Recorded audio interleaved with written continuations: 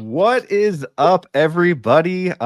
Man, what a day, what a night we are going to have. Welcome to the Bugle 6.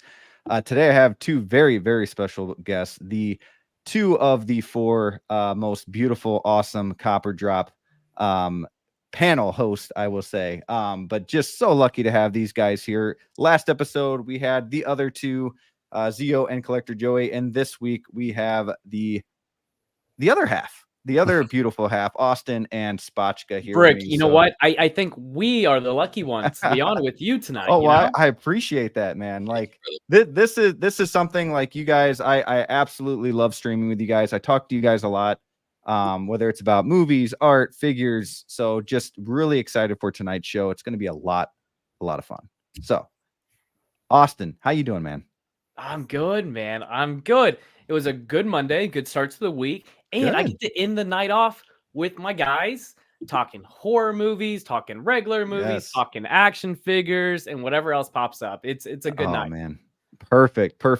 Spotchka, how you doing, man? How's your Monday? Man, chilling. I got off work a few hours ago and then took a nap and then woke up. I was like, oh, yeah, I get to be on the Bugle 6 tonight. So I appreciate the invite. All right. It was a pleasure to stream with you, man. Oh, man, I appreciate the kind words, you guys. Yeah, today's going to be a pretty packed show, even though we don't have a lot of news from Hot Toys or anything like that, figures in general. We got some, the HONO and a few other things. We have some movie news, and we, of course, have the top or bottom segment that we will do tonight. We also have a new segment that called The Sauce. So I'm looking forward to kind of explaining what that one's all about. But first, we are going to get into, I'm going to ask you guys before we get into the HONO stuff. Do you guys have anything new coming in? Are you guys excited for anything? Have you guys got something like in the mail recently that you haven't opened up that you still got to open?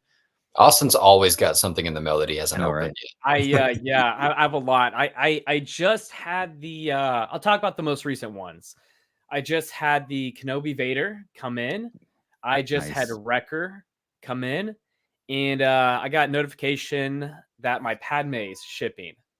Nice, dude. You got a lot of good stuff. I recently got my Padme last week, Tuesday or Wednesday, and pleasantly surprised. Just absolutely love her. So hopefully you love her as well, Austin. Spotchka, you got anything? I'm sure. I've seen so many pictures. I'm excited, man. Oh, man. Yeah, especially I got go ahead. DX9 right here. Oh, dude. week ago. Nice. Yeah, That's awesome. That's Okay, really well, cool. and speaking of this, Danny's been on my case these past few days too. I guess since we saw each other in Dallas, where I still have my unopened Nicholson mime Joker. Oh man. So I'll be opening. right. I think I'll be opening that one up next. I think I'll open that one up before the Kenobi Vader. You have to do like a really nice unboxing, like a short or something. Like I'm excited for that, Look, man. I'm no collector Joey, but I'll try. I'll give it a shot. I'll give it a shot. Take some pictures or something. But yeah, I also about since you guys brought up like Dallas and everything. Everyone in the chat, if you haven't yet, which I'm sure you guys have, check out the vlogs that these guys are creating. That all of Copper Drop, like when they get together, it is some of the coolest. Like it makes you feel like you're there with them, shopping with them, you know, at Joey's house, you know, living it up with them, watching a movie or something, and just chilling with some friends. So they do a really good job, every single one of them. Appreciate you. And I literally go from one vlog to the other, even though it's kind of like that like the same store, they always have something else to say and a different, like you'll hear something in the background and to me I'm like I can't wait to like hear the rest of that, you know, from the other video. But it's a fun time. Hopefully one of these days you know, we'll all meet at a con and I'll be in one of those vlogs. So I just gotta say, there's like it's so funny to me that Austin, you know, documented and captured that moment that we were at. Was it Titan Comics? And the guy had to get up out of his chair after eating his lunch, like talking to Austin. It's just like one of the funniest moments in a vlog I've ever seen. You can visibly see the dude be like, oh, "Damn it, man! I guess I'll get up and help you." I guess you got a camera on me, so right. Look, like my favorite part about this hobby is like literally like just this right here, right? You know, just talking to you guys, like actually talking, you know, because we message all the time and whatnot, but actually like live streams, like this is the fun part. Yeah. But seeing each other in person and spending that amount of time together, either at the house or in the car or in shopping or eating, it's so much fun, man. And especially fun. Granted, I've hung out with these guys a couple different times now, so it's a little different. But like meeting them in person and being like, man, and spending like 72 hours straight, right? Like sleeping like almost side by side. Yeah. And then being like, man, they're even better in person, you know? That's it's the best thing. It's the best thing about this hobby.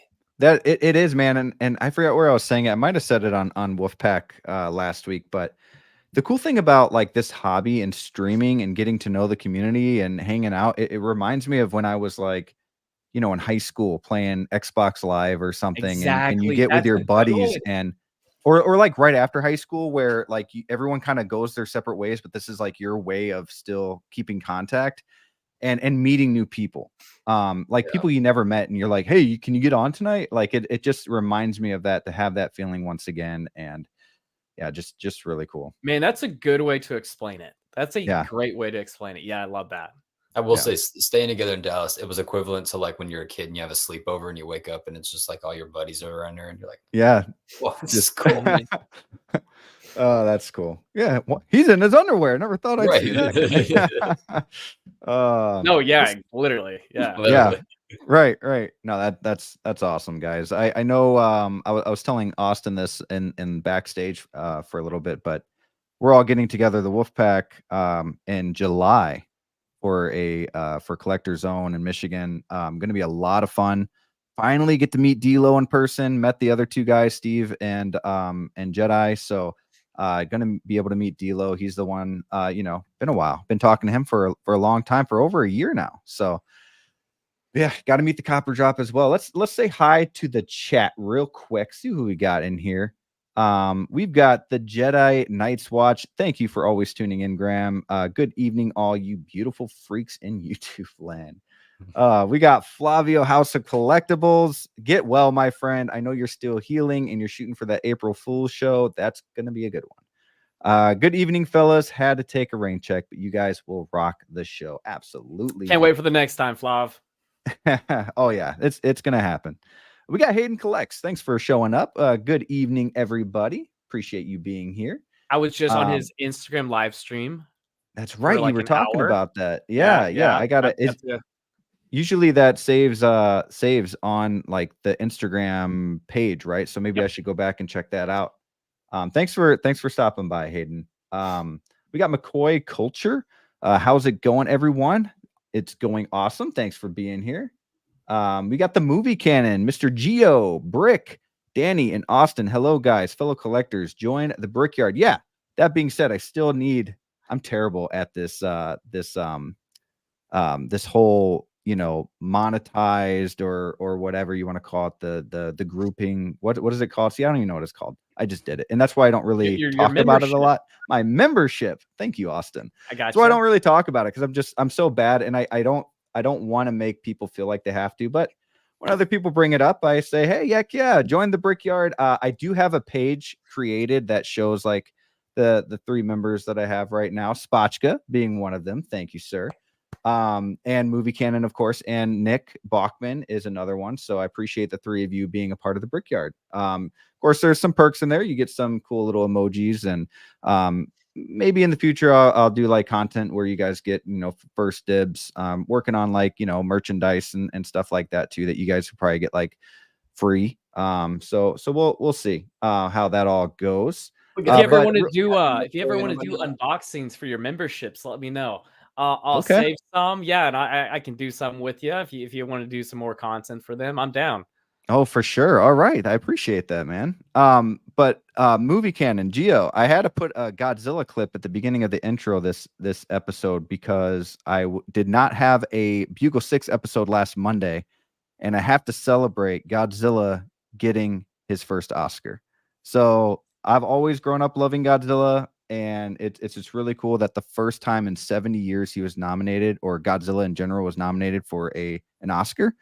And I keep seeing memes out there. It's like, it took Godzilla 70 years to make his dream come true. You Never guys can, never give up. That's just awesome. Man, it's a big month for Zilla, bro. Like he got an Oscar, and he's got a new movie coming out too. Yeah, like, man, that's crazy.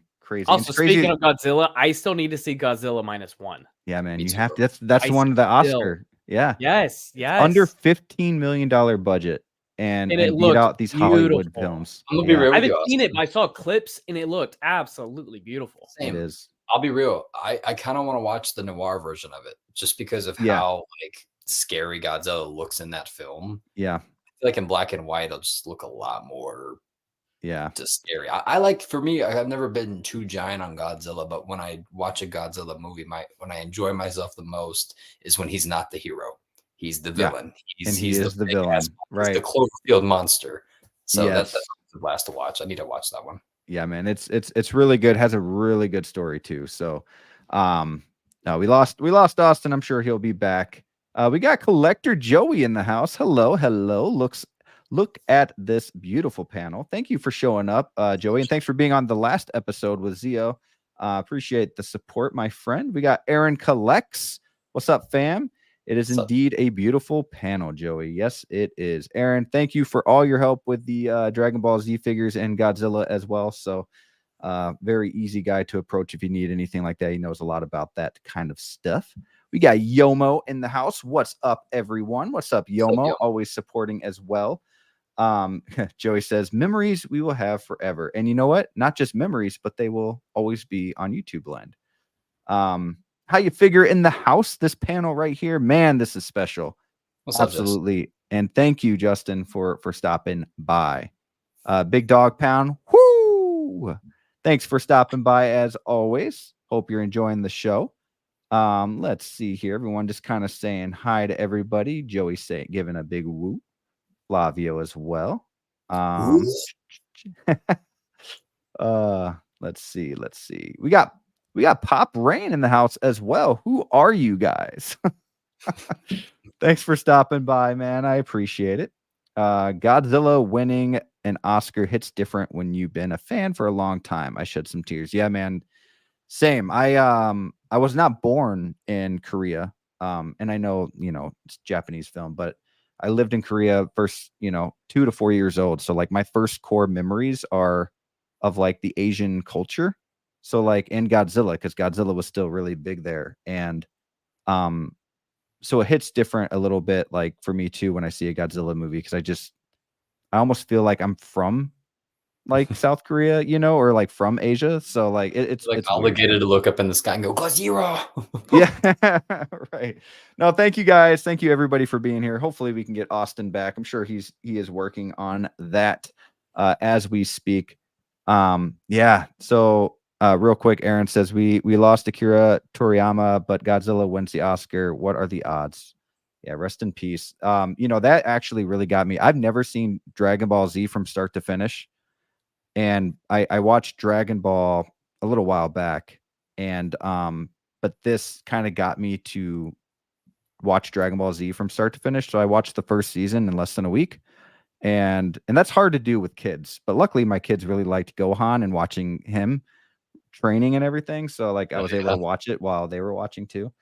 But yeah, just a really cool show. And my nephew, the one that was on the Lego show the other night, that's huge into Dragon Ball, he always like pokes fun, like, oh, so you were the guy in like middle school, high school that would always poke fun at these kids like drawing up Dragon Ball, and now you're watching it at like in your 30s. I'm like, yep.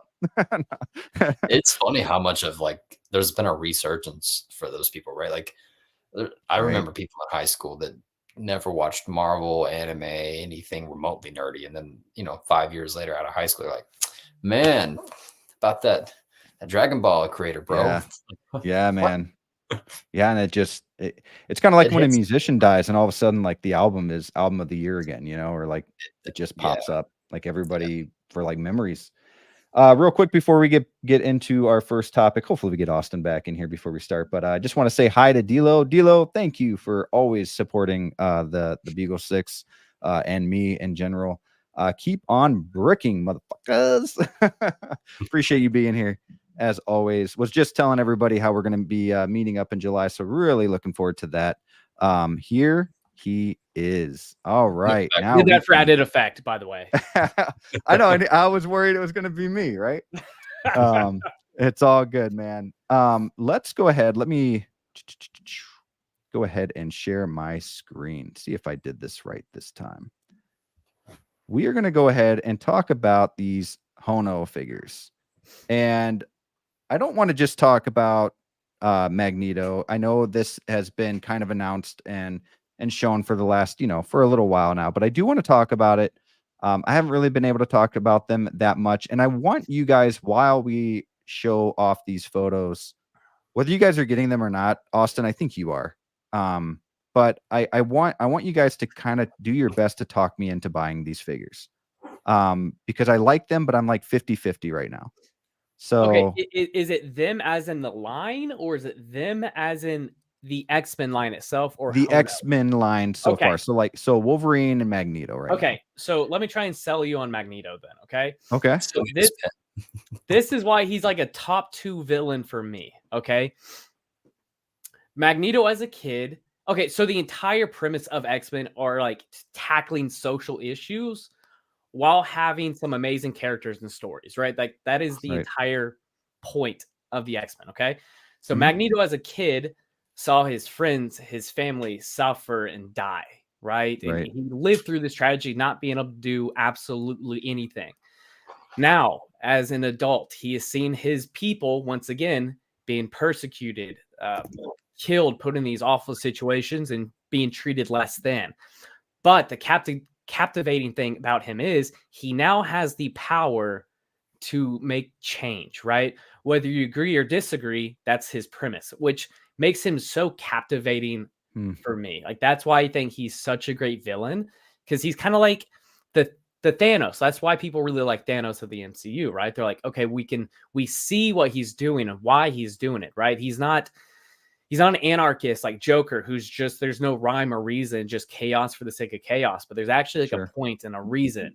And Magneto truly thinks he is the hero of the story, right? Which I think is always the most fascinating thing about a villain. Okay. Now with HONO, this could be the exciting thing. This is like the entry level collecting piece, right? The entry level collecting line, right? It's quite a bit cheaper than a regular Hot Toys, but I will say the one thing is we don't know the quality of the figures yet, right? They don't have to pay the likeness fees, so they're quite a bit cheaper. Very limited accessories or head sculpt, right? But I think the bases are absolutely beautiful. I like how they're uniformed. I like the backdrop. Exactly. Yep. I like that comic piece of it. Even if you didn't want that, you can put whatever you want behind that. Print something off, put it behind it, do whatever you want.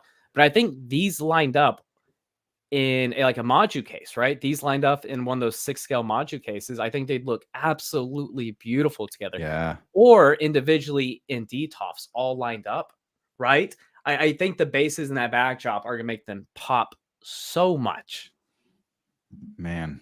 Yeah, this one too. Like, I don't know why this one isn't full screen, but yeah, it's really cool that you can. I used to be a big comic book collector, and to see something like this, Funko Pops kind of did something like this similar, and now we're getting this 1/6 figures, which is a million times cooler to see a comic behind your figure, and yeah, it just brings so much more life to it.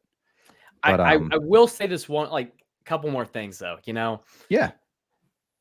I wouldn't feel pressured about HONO exactly because we do know like Present Toys and Soso Toys. Granted, third-party companies, and I know people feel a certain way about that, but they'll be tackling the X-Men line as well. It'll end up being roughly the same price, right? After like taxes and shipping, maybe Soso and Present Toys being a little bit more than at 200 mark. Because I think this Magneto is like, what is he, 172 on Sideshow after taxes and shipping, like 200, 205, like right in there. So Present Toys and so maybe a little bit more. But I think the great thing is like there's gonna be options if you want these characters or if you want this X-Men line, Yeah.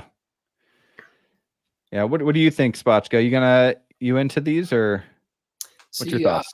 I'm kind of like you. I'm not really into the X-Men line, but as a kid, I really loved X-Men. Magneto, Austin's right. Magneto is easily like I think probably top 2 Marvel villains that they've ever come out with, right? I think he's a better villain than Thanos personally, just because there's a personal stake in there, right? So, I'm loving the price point for this, given that they're not paying for the licensing. This is more like around the average of what. If you like, Will Fox Vacations just dropped that video on asking strangers about Hot Toys, and this is closer to that price range that they thought that these figures were going for, right? So with that in mind, I'm loving that they're doing this and hope it sells well for the sake of completing the line, like the team, like give us a Psylocke, a Cyclops, you name them, like a Storm, yeah. Storm, has to be the white suited Storm. Has to be. Yeah, it has to be. Yeah. So I'm excited to see like if this means like I said, if it sells well, if this means that we're gonna get more comic stuff down the line with like the comic book behind it, because I think that is a sick idea. Give us a Spidey like that. They've already given us animated version of Spidey, but like give us another comic book one, so you could get this kind of look for it. I think a first appearance it would look really cool for Hot Toys. I would think this would be really cool for like Batman figures or hell, even Star Wars figures. This alike would be really cool. So yeah, 100%. This is a step in the right direction for Hot Toys. Yeah, I'm really loving it, especially what you guys are saying about like entry grade. So, especially if I was new to the hobby, this would be a great starting point. Because of the price range and still, as they're kind of showing high quality, high articulated, 1/6 scale figure. And it seems like they're coming out pretty quick. Like this Magneto already Q4 2024, which is really, really nice. And I love the red. Like all of this red, the helmet's shining like crazy. I love the way his mouth is, those teeth gritting. His eyes look so like menacing and like anger. But yeah, just a lot of detail there in the face. I think the cape looks great too. So for entry level figures, and wired. So for entry level figure, I'm like on the edge. I really Wolverine more so, but Magneto, I think you have to. I think I might have to do this line. I don't know, but yeah, there's a lot of, like you were saying, third party figures that are doing a really good job too. And then of course, it does look like we're going to get more Marvel figures along the way that aren't just X-Men.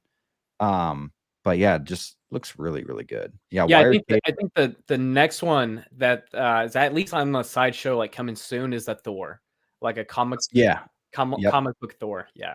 Give me a yeah, comic book like Panther. Give me a comic book dude, Moon Knight. Other characters really, really just yep. kind of Yeah. because similar to what you were saying about the Pop Funkos, right? With the cover. Give me a comic book Hulk. That'd be Yeah, cool. dude, like dude, that imagine them all lined up just like the Pop Funkos on your shelf with oh man, that looks Yeah, honestly, like I'm more intrigued about the Magneto versus the Wolverine. I like the Wolverine, but like with Deadpool 3 coming out, Yes. it's like if I had to choose, I'm for sure going Jackman's Deadpool 3 Wolverine, Austin's like, if I get a yellow suit Wolverine, it's gonna be Hugh Jackman. Yeah. Yeah, just because it's That's gonna mean so much more. At this point, I've spent 20 years with that actor and that character. And there's been a lot of buildup over these years with him and Deadpool, Ryan Reynolds. So yeah. that one's gonna mean a lot. That's gonna be so special. That whole movie is just. I'm gonna be smiling the whole way through. Oh Just yeah, smile on my face. and talk about like two main character figures that are also companion pieces. Yeah. To each other, it's gonna look great. Yeah. I'll say this about Deadpool 3. I hope that it has the same rewatchable factor as Deadpool 1, right? Like we were just watching Deadpool 1 in Dallas, right, Austin, right? And that movie is still really, really good for an almost 10-year-old movie. I'm hoping that this one, like, aside from being epic and badass and full of cameos and whatnot, that in 5 years from now, you just want to put it on just to watch it again. Now, that's something that like has been kind of lacking for a lot of Marvel movies lately. But yeah, I mean, not only that, but the fact that we actually have an actor who is so passionate about the IP, right? Yeah. Not just passionate, but like actually cares for it and isn't doing things just for a quick buck. Like it seems like everything's really planned out. He articulates how he feels, what he wants to say, and he's a good brand ambassador outside of the movies, outside of these interviews. We don't get that, right? A lot of times I feel like everything's like a cash grab. Like one of the big standout things to me is that I hate to go back to like horror, but like the 2010 Nightmare on Elm Street. I always forget her name, Danny. You'll for sure know, but that main actress who starred in that movie. Rooney Mara? Yes. Yeah. Granted, she's done so many interviews where she's like, I absolutely hated my entire time there. It was just for some money, blah, blah, blah. I'm like, yeah, I know, because it feels like that when watching it, Yeah. So I love the fact that we actually have an actor who's just so passionate about the role, and that just adds to the franchise. 100%. Yep. Yeah, I and I didn't know that these hands were magnetic like this. So that's pretty cool. Like you can little addition there. I like it. Do you guys think it's a silly gimmick? Or do you guys think it's like it's silly, but it makes sense, like I like it. Like it's why both. not? Because there's gonna be so many people, like I myself included, if I got this thing in hand, I would put so many funny things in his hand that's magnetic, like I would put a magnetic like 1/6 scale vape just to have him like just Yep. So yeah. I also think of like it'll be fun to see with toy photography too, like when I first saw this, I was like, man, what is Reverse Zeo gonna do with this? Right. Oh man, that's gonna be great. Man, yeah, and I wonder what the next X-Men figures gonna look are gonna be, and then what Thor is gonna look like. So this is, I mean, obviously we're gonna get like that old school Thor comic book Thor, silver helmet with the wings. Yeah. So that's gonna be really cool. You can already tell what this is gonna look like. Yep. So really looking forward to that. Hoping we get like a Hulk and a Spider-Man. I know we kind of got a Spider-Man Spotchka, like you were saying. But to have like these features, kind of like the intro to a collecting kind of figure, Spider-Man would be really cool. But a lot of people would also counter that and be like, we got enough Spider-Man. So I don't know. Can I ask you guys something and get your opinion on this? Because I know this is pretty mixed within the community. What do you think about them making a quote unquote entry level line? You think that's a good thing? Do you guys think it kind of takes away from the high end 6 scale realm? They're referring to entry level as in like the price point, right? Correct. Yeah. No, I hope that they do more of that because it's perfect. Because like I was just mentioning earlier with Will Foxification's video, right? Like all of these people looked pretty blown away by the likeness to Robert Downey Jr.'s figure, right? The moment they heard that price point, they were like, All right, well that's cool and all, but I would never buy that. Like $170 something. That's on average what people would pay for a collectible these days anyway, right? If you Sure. your average Joe who's going to go and get a statue, or who's going to go buy a GI Joe that's vintage or something, right? They wouldn't turn away $170. So yeah, that's where I stand on it. Well, and it's great for business too. So they know what they're doing. They have all 3 stages. They have the artisan, the main line, and now they have the entry level. So if you aren't sure about this whole collecting thing and you want to get an entry level figure, then it's perfect, because that gets the customer to then just go one step higher, spend an extra $80 to get, you know what I mean, or $100, what have you, to get like the more, baseline series, yeah, video game series. yeah, See, yeah. My mindset is pretty much the exact same. I think this is a wonderful addition for Hot Toys, for the community. I think honestly, the more the merrier. It'll bring more eyes this way. It'll introduce new collectors. I mean, not everybody can do $300 a figure, right? And I know the argument with third-party figures is, yeah, you should maybe spend the extra $80 to $100 and actually get a licensed figure with better quality. But the thing is, not everybody can actually spend that additional $80 to $100. This can also like get some of those Mayfex collectors or whatnot to, for them to spend that extra 30 or $40, But also, I just think it brings in new collectors. And I think that's a great thing for the hobby. Yeah, you're not wrong, dude. Because not only that, but there's a majority of people who don't collect movie lines, right? There's a lot of comic book collectors out there, are just collectors who are like, no, I just only cartoons and comics and whatnot. I don't want to do movies. So, yeah. I mean, if they go into like video games or even like DC, man, it'd be so cool to finally get your comic book Batman. So I know everybody talks about like what piece do you want InArt to do, or like what IP do you want InArt to do? What is like that one piece you would want HONO to do that you would actually buy? Batman. TMNT. Oh, cool. TMT's good. Yeah, that's good.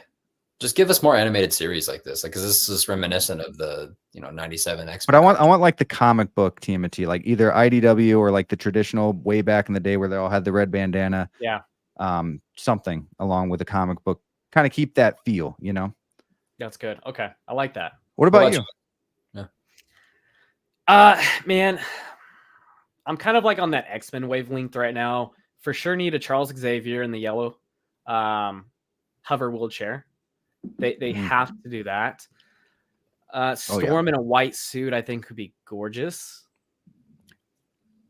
But yeah, man, those are maybe the 2 at the top of my head right now. Huh. Yeah, it's tough. I mean, there's the TMNT. That's a good one. The TMNT. So much. Yeah, that's good. Dude, I need 1/6 figures of TMNT. We have like the NECA giant size. We have like the what is it, like the 7-inch figures that NECA does and other people. And I know Hot Toys did, I think the 20, when was that first movie? Was like 2012? 2012, yeah. Yeah, the Michael Bay one. Dude, those are awesome. Is it? They do. But I want like the old, like the the older movies or the cartoons. 90s movies for the win, bro. Somebody's got to do TMNT. Yes. The NECA 1/4 one, those figures are fantastic. I was at work the other day and somebody was showing me their collection, one of my regulars, and he had all 4 of them. If they made those down, shrunk those down to 1/6, dude, I would cop those. Come on, bro. Give us pizza with it. Oh my god, Hot Toys holding out on us, bro. Yep. I think D-Lo's talking about the haircut. I believe finally trimmed up my my raggedy facial hair. Got a little mustache right there. You're making me want to watch Super Troopers right now, man. Yeah, I was going for that like 80s cop look, just for a couple days. We got Miami's Nemesis 1. Thank you for being here, man. Good to see you around these parts of the Bugle 6. Appreciate you being here. Yeah, Brick, the good news is, due to the price point of these, I feel they will crank a ton of these out. You have some time to decide. Yeah, very, very true. Also, thank you for being here, Hotline. Appreciate you joining the chat. But yeah, I mean, we probably do have a lot of time to figure this out. I feel like a lot of people will be getting, especially because like we were talking about, like it's a new thing. So we're probably going to get a lot of figures there too, and I'm sure they'll be sitting for a while. Not because they're bad figures, but just because they're probably going to make a lot of them at first, see how they go or how they do. But yeah, let's see here. Dilo saying, "Nice, Vader arrived and he is glorious." Yeah, he was sending me some pictures, and that Vader looks nice. Really does. Still waiting to get retail. And I'll pick that up. It's a nice Vader. Yeah, it really is. I'm kind of stuck between that and the 40th? what is it? The Return of the Jedi. Yeah. 40th one. Yeah, and I think I'm gonna go with that one just because I have the Rogue One, and then to have another one with like his helmet off would just be really cool. But yeah, I can see that. I just don't want more than 2 Vaders. I love Vader, but like I don't know. If I get 3, then it's kind of I get it. Yeah. Yeah. Remember, with magnetic hands, you can put something to levitate above his hand, his open hands. Maybe. Yeah. I would be terrible at trying that because I wouldn't be able to get it right. But I'm sure there are going to be people that figure that out. Reverse seals. What's that? I said reverse seals. Yeah, for sure. There's something else I kind of want to talk about. Let's see here. And that is, let me get back to where I was here with the PowerPoint. Let's see. Boop, boop, boop. So we got a little bit of news, kind of, with the Star Wars Dark Side. So with Hot Toys. So a lot of people were kind of like making assumptions like, are they going to do just villains from Star Wars? Is it going to be, heroes like Obi-Wan, where they do like a dark side version, like Jar Jar Binks or something like that, or like a dark side Yoda? That'd be awesome. No. Yeah, it would be. That'd it would be cool. Really cool. But it does, but it does look like we, at least from this picture, that it is going to be more of sticking with the villains. Darth Vader and Darth Maul look like, I mean, here's the thing. The Darth Vader thing, like, are we getting another one, or is this just to kind of show, that he, he's been around and kind of just putting like the 2 main Siths that people know about and on the background, or does that mean another Vader's coming? I'm guessing another Maul is coming, but I would think that would be with the Phantom Menace line. Yeah. But real quick, I'll read this. This year, we're celebrating Star Wars villains from all eras. Embrace your inner dark side as you explore our epic collection of games, collectibles, and more. So that's interesting. So when it says games, collectibles, and more, are they going to be doing more than just Hot Toys figures? Or are they talking about like figures from games and movies and shows? Well, also the fact that they added from all eras. Right? That has to mean something. You know how many people are probably proofread this paragraph before they gave the okay. So I'm sure from all eras that has to mean something. They have to be pulling dark side characters from Star Wars from all eras, right? Yeah. Whether it's Plagueis or whatnot, that has to mean something. At least I take it that way.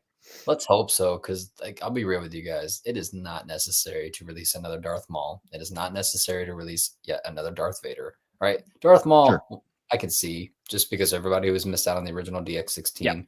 I had that figure. It's perfect. It does not need a 2.0. Sculpt's perfect. Articulations, you cannot get better than that. So for them to tease Darth Maul, I'm like, really? Let's make something. Yes, or something. We don't have it. But we need like a third. We need a third head sculpt. We need. I want the gritting teeth so bad. Yes. Okay. Who would be like 2 or 3 characters that you would want to see from this line? Oof. A General Grievous would be cool. Finally, like Hot Toys. Yeah. So like my top 2, like when I think of this, and I'm sure there's gonna be so many more, but like Savage is like a number 1. Savage, that's right. That's like a number 1 for me. That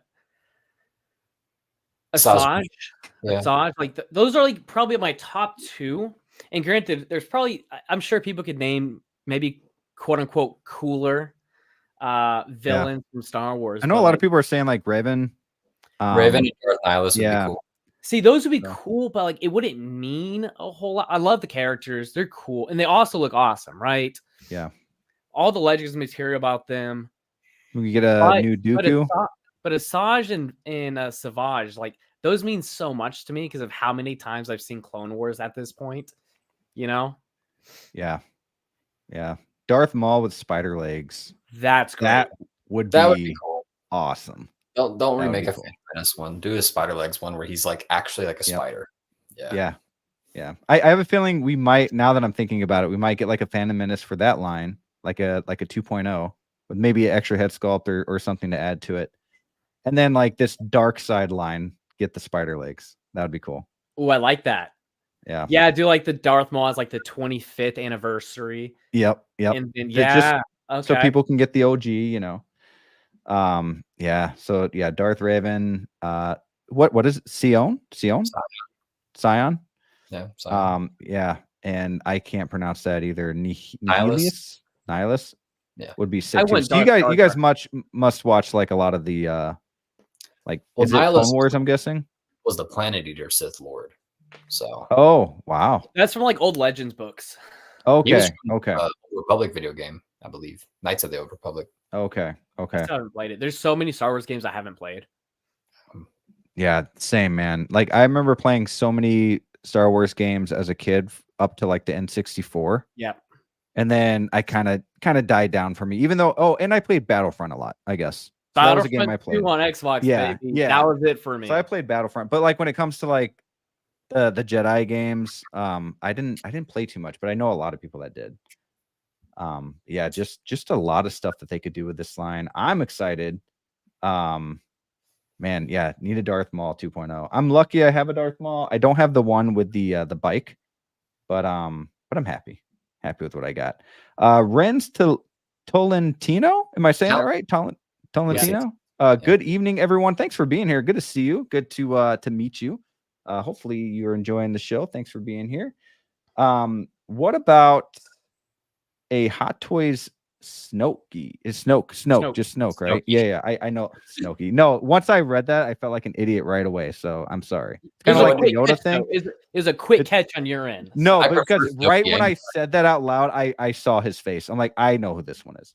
Supreme Leader Snooki, I like. Yeah. Snooki. Man, I have mixed feelings. I have mixed feelings about this one. Really mixed feelings, because this is when it started going downhill for me.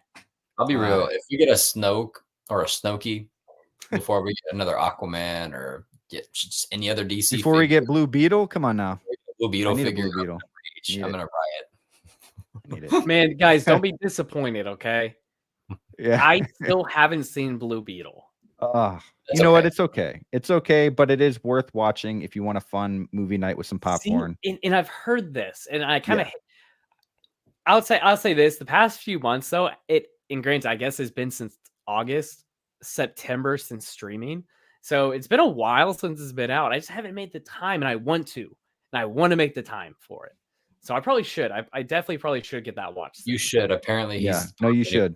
Titans live action team up. So yeah, he's like the only one that's officially coming back to James Gunn. So it's worth watching. Good. I like the actor. I love the character. It's Batman mixed with like Iron Man, but like, man, I'm having a hard time. Batman with Iron Man, but like as a kid, and it's super cool. But because you got like the Blue Beetle cave and also Jaime Reyes from the show. Oh man, Young Justice, awesome, such an awesome character from the show. So yeah, I hope it translates pretty well to that live action. Yeah. Oh yeah. Cobra Kai throwback. Yeah, man, that's a show that I really love, Cobra Kai. And I think that's why I was so like hyped to go see Blue Beetle, because I was like, this, I gotta support this actor. He's gotta do well on the big screen, kind of thing. We got Christian Cooper real quick. What's up, guys? What's up, Christian? Thanks for being here. All right, so enough of the Hot Toys talk. Do you guys have anything else though, real quick, before I'm rude and cut off everything? You guys, anything else you guys want to say about the HONO figures or Dark Side? No. All right. So we're gonna get on with some games, and we are gonna start with, of course, top or bottom. Man.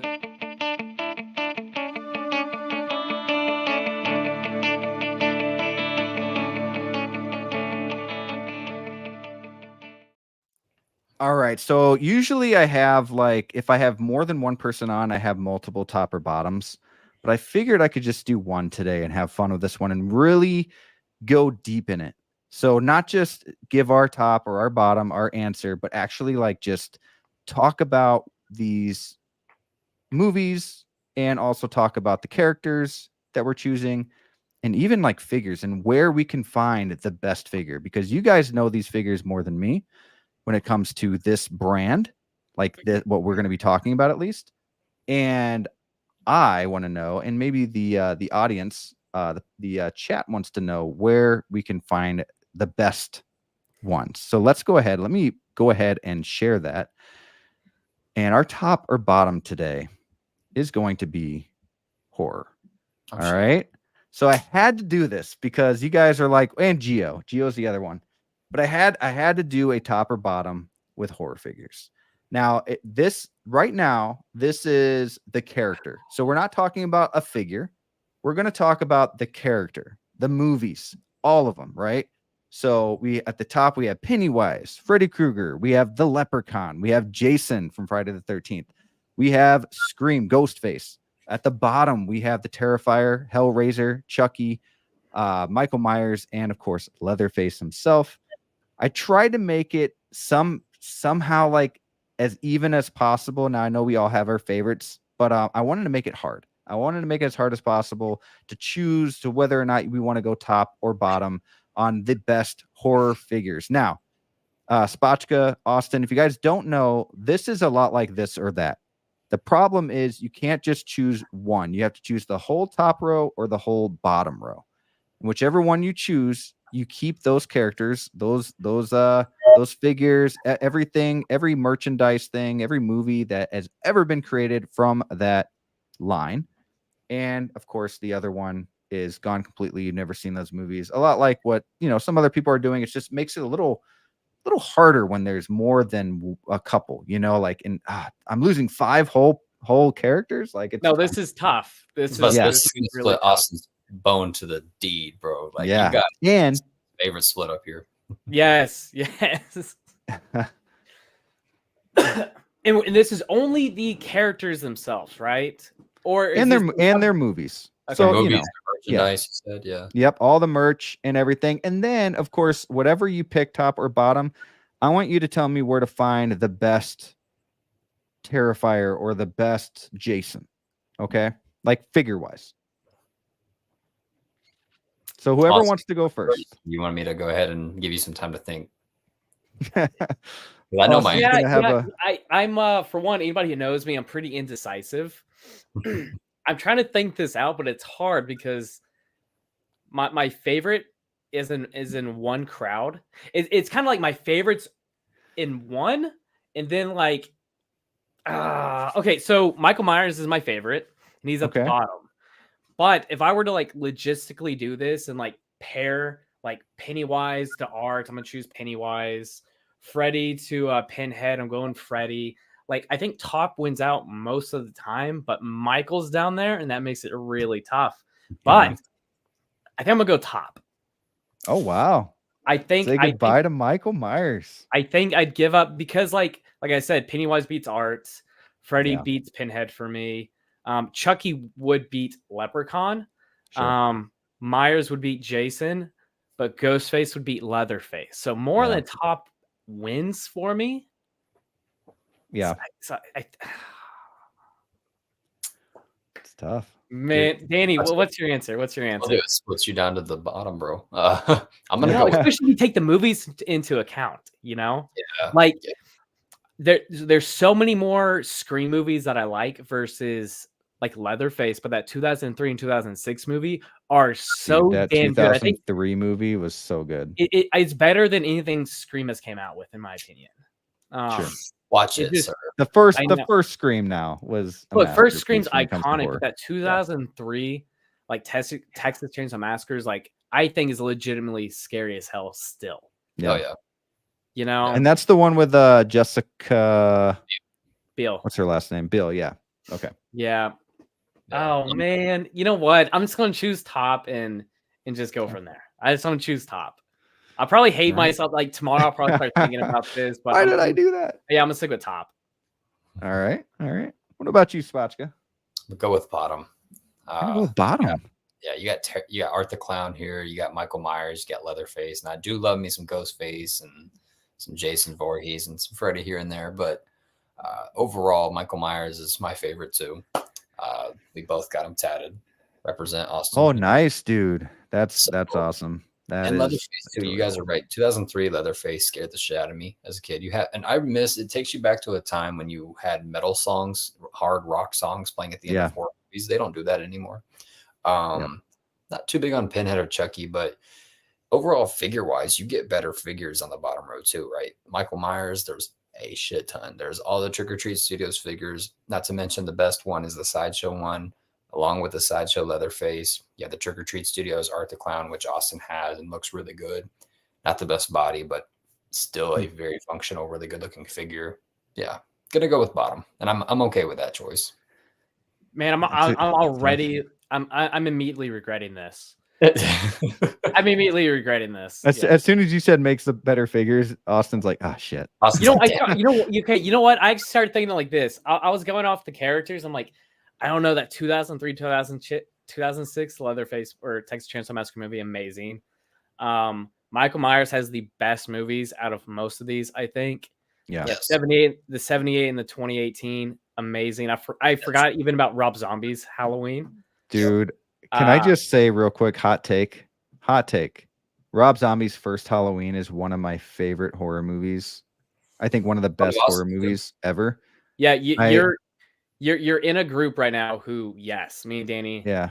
We're right. Yeah, good. Because usually people would be like, "Oh, it was terrible." You're not supposed to know the background of Michael Myers. He's just supposed to be crazy. You're not, It's like, but I loved that. Biggest Halloween 2007 fan, I think, on the entire community. Like, I think I've heard Austin in his sleep saying, "Sideshow, Rob Zombie, Michael Myers, where are you?" Yeah. I do have my custom there you go. Rob Zombie, Michael Myers. Yeah. Yeah. I know and day one though.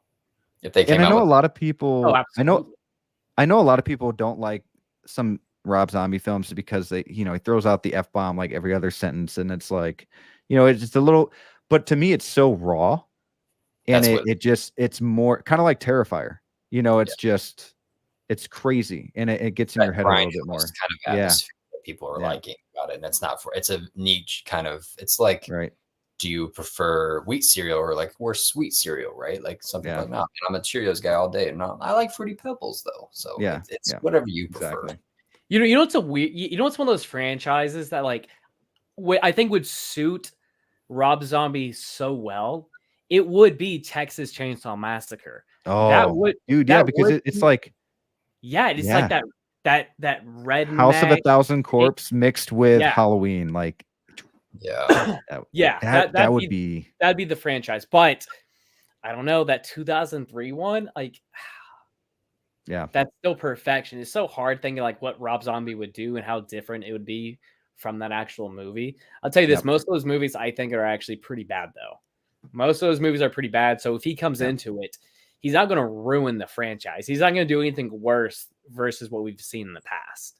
Right. Rob Zombie is one of those directors where it's like similar like Kevin Smith. Like they don't give a shit if they're making a good movie. They're exactly. They want to make what they want to make and have fun doing it, and their vision come to life. And also, the dude is passionate. He is a fan, So none of this is like a cash grab. He's not doing this for any other reason versus he's a fan of the industry. He's a fan of the genre, and he loves the character.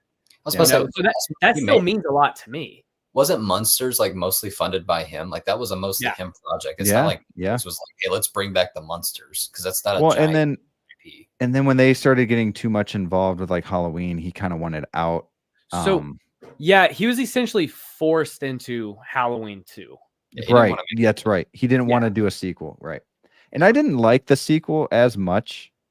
There were some good scenes, but The first one was just. I think if Halloween 2, because man, Laurie was awful for me in that movie. Like she makes it unbearable for me. But you could argue like that could be realistic of what like a PTSD would be like for a person that lives through that. But like if that would have been a movie, if you took Halloween out, if you took Michael Myers out, and that was like a standalone slasher movie outside of like Halloween, outside of Michael Myers, if you were to change that up, change some of the names, I think it could have been a good flick. I think it could have been a good like scary movie, like a good slasher. Take out all the supernatural, like white horse shit. Take out Laurie trying to be this hot topic employee registered chick. Like all of it. It was the white horse stuff that got me. I was like, okay. I understand, you know, it's your wife and you want her to be in every movie, but ooh, okay, that's good. Okay, what do you think about him having Sherry Moon in these movies? Are you for it or against it or indifferent? Against it.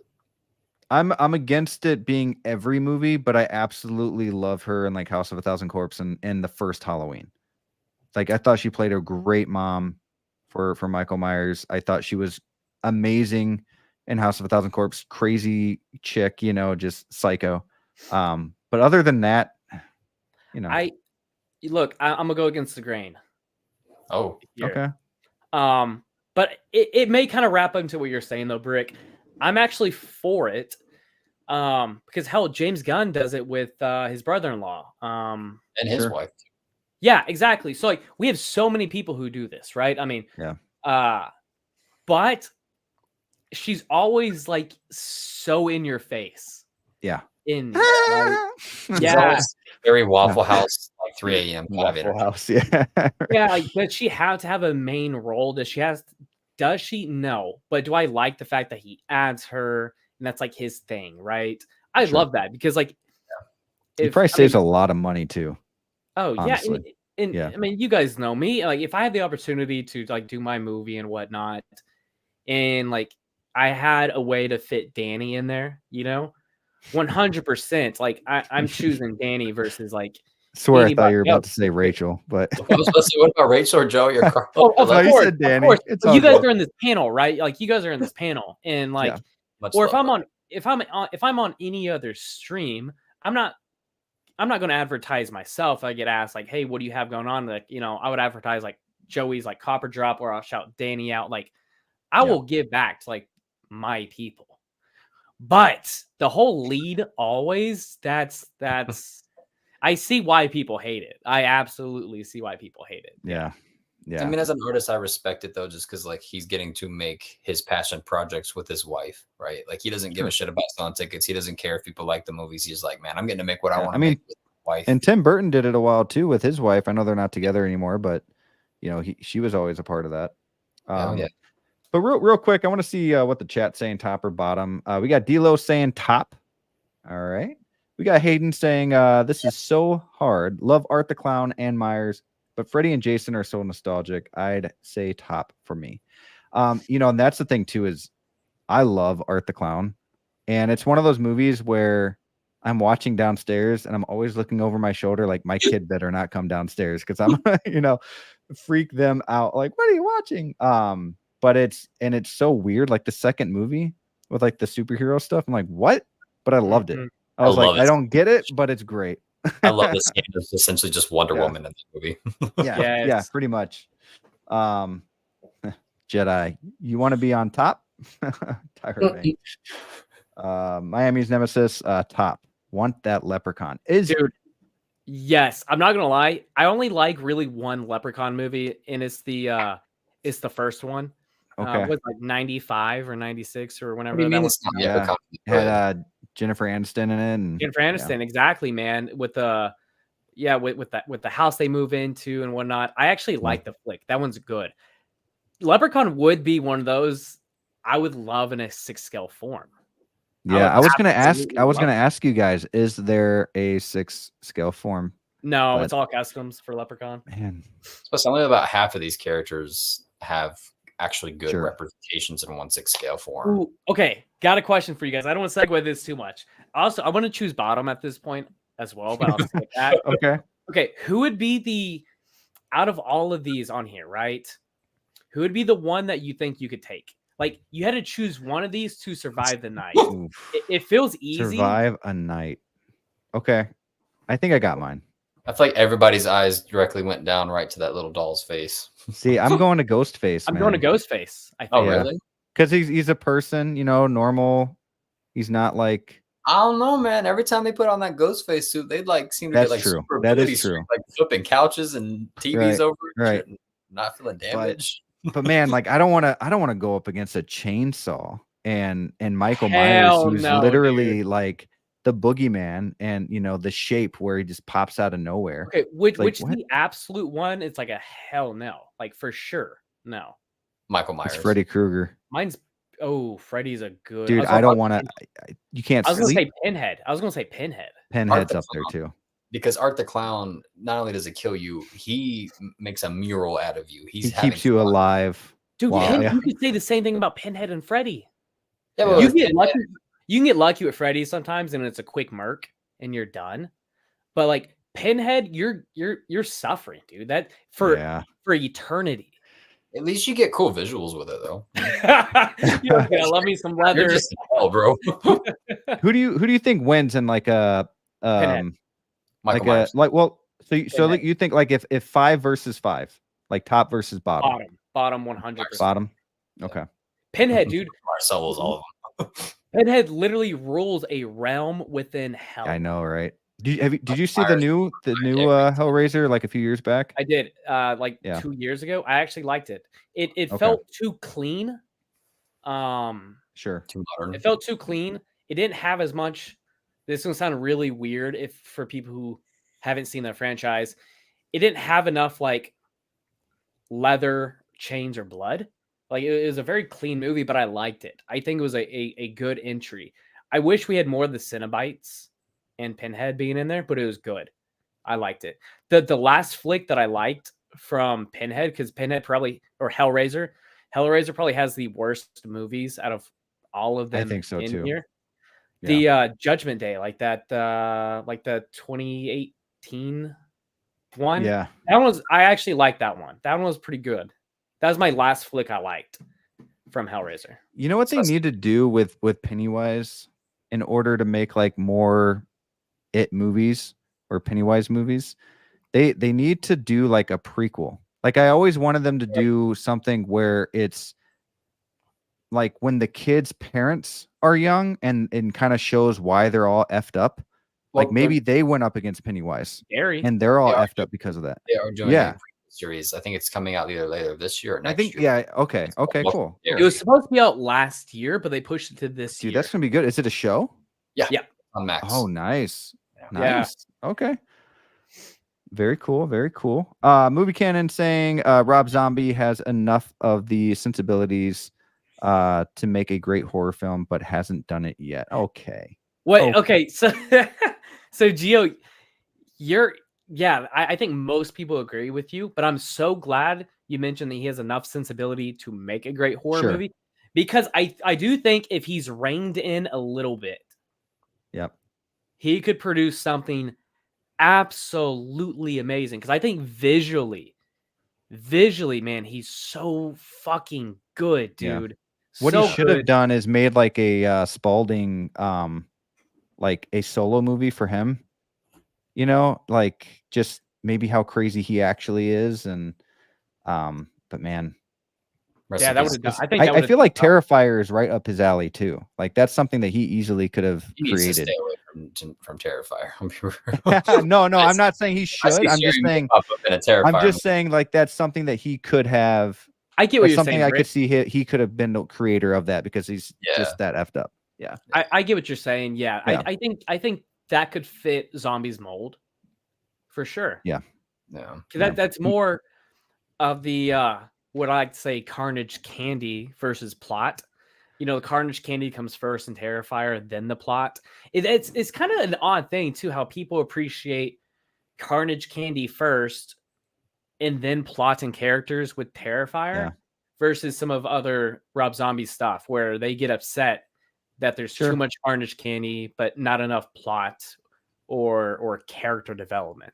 It's kind of weird how some people can kind of sway that way. I understand it. I think what happened though was the whole Michael Myers thing. So like a lot of the viewers came for that, and you have these hardcore Michael Myers fans that are upset about his vision of it. If it was any other, if it was like his own creation, that movie would have been.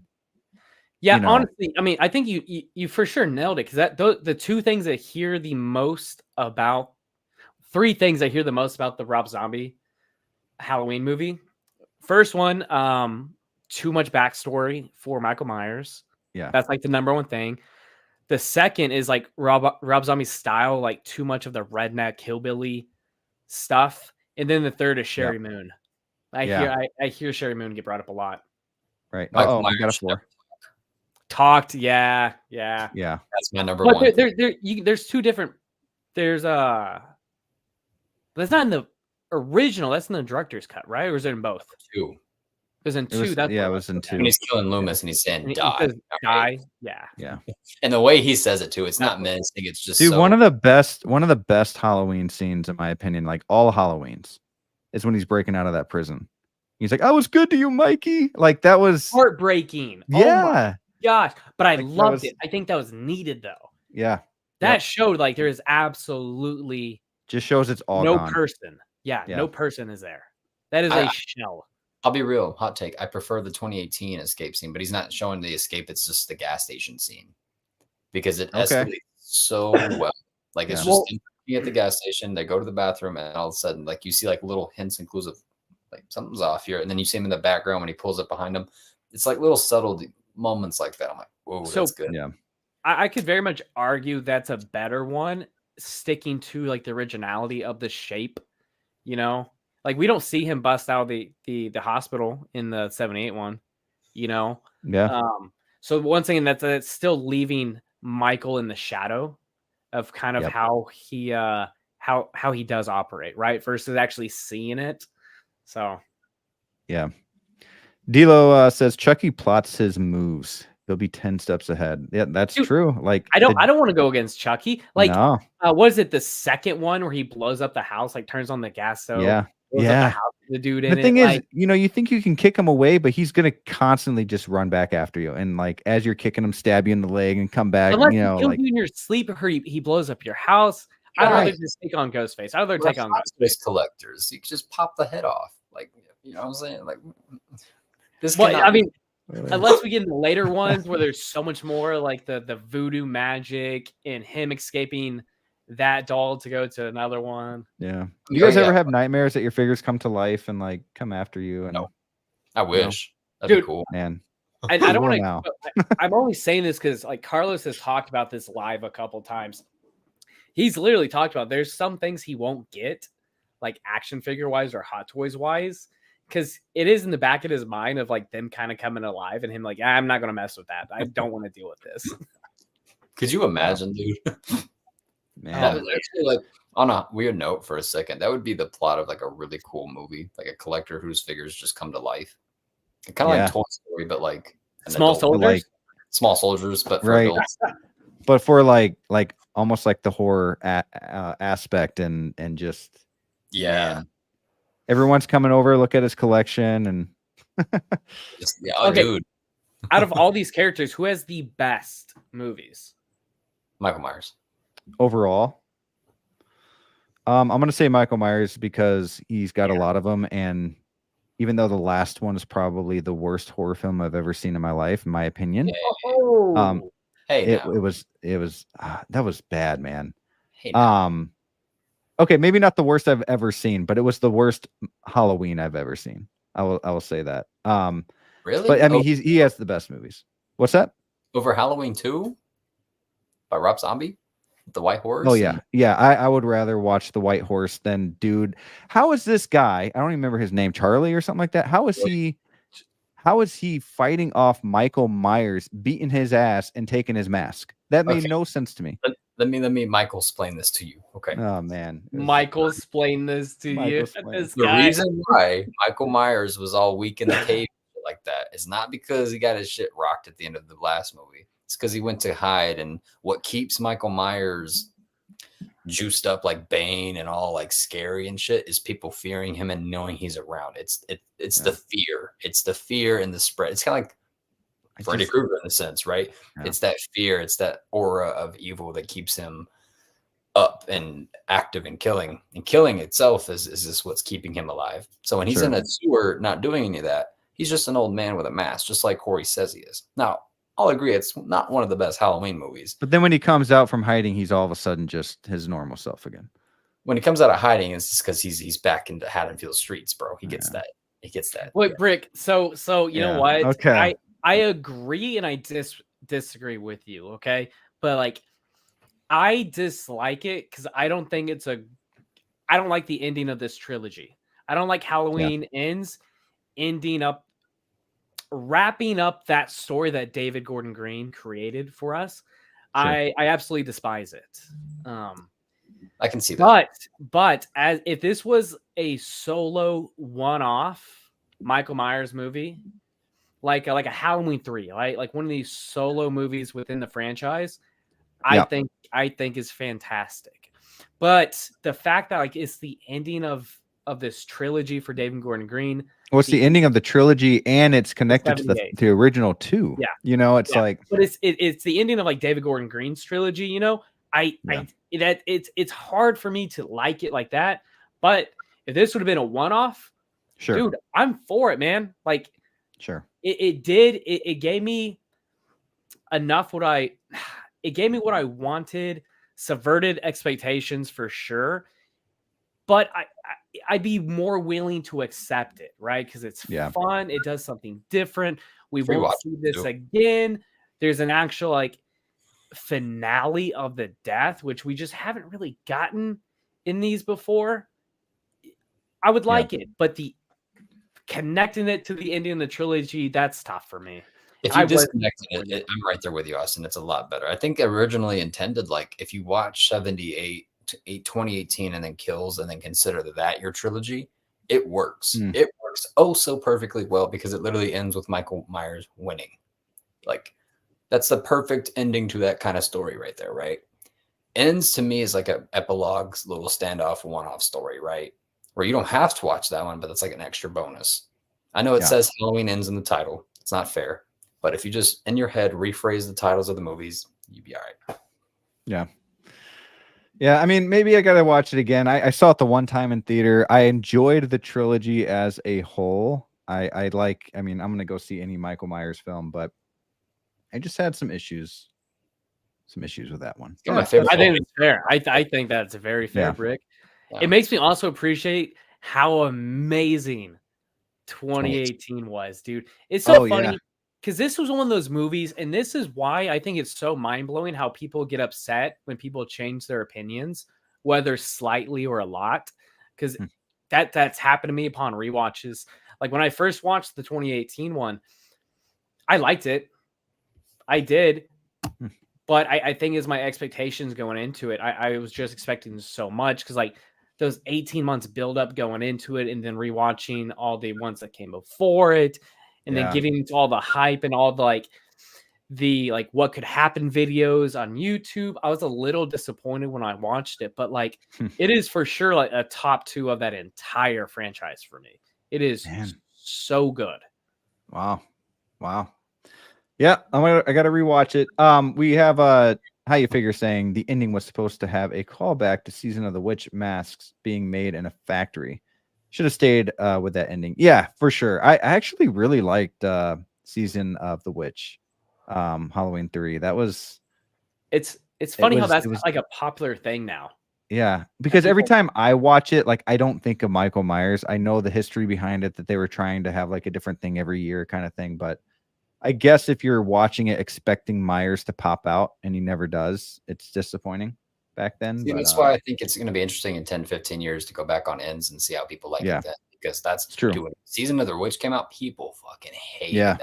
Yeah. I mean, I hated it when I was younger and I was like, what is this? I couldn't even I didn't like it when I was younger. Yeah. So, I mean, give it 10, 15 years. I think Ends will be probably one of the top movies in the franchise. I'm calling. But then also like John Carpenter's The Thing that wasn't appreciated when it came out, and now it's like people say that's the #1 horror movie of all time, which I definitely understand that.